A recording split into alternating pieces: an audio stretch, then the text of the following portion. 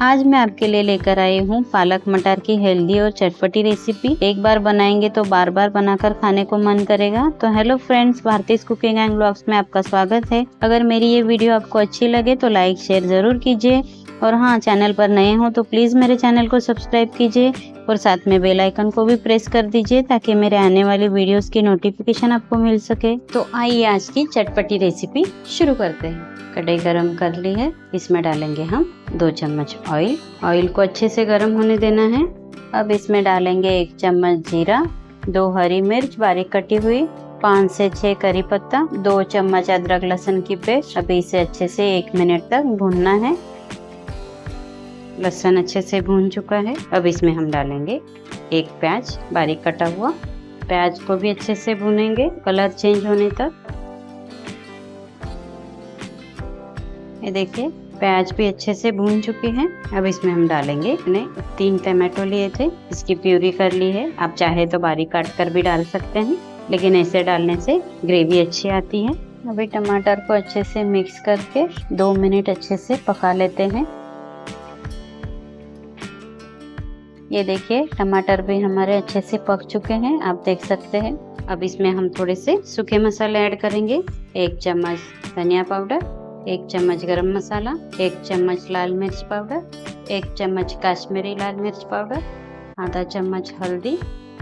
Mix करते हैं अच्छे से। 1 मिनट तक कंटिन्यू हिलाते रहना है इसी तरह से। ये देखिए मसाले अच्छे से भून चुके हैं।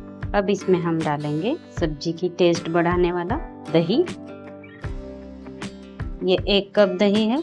दही डालने के बाद तुरंत फेंटना है, नहीं तो दही फट जाएगा। ये देखिए ऐसे कंटिन्यू फेंटते रहना है। ये देखिए दही भी अच्छे से फेंट चुका है। अब इसमें हम डालेंगे मटर। ये भी 1 कप है, वजन के हिसाब से 250 ग्राम। मिक्स करते हैं अच्छे से। अब इसमें स्वाद अनुसार नमक डालेंगे और फिर से मिक्स करेंगे। अभी इस पर ढक्कन रखकर 5 मिनट मटर को अच्छे से पका लेते हैं। 5 मिनट हो चुके हैं।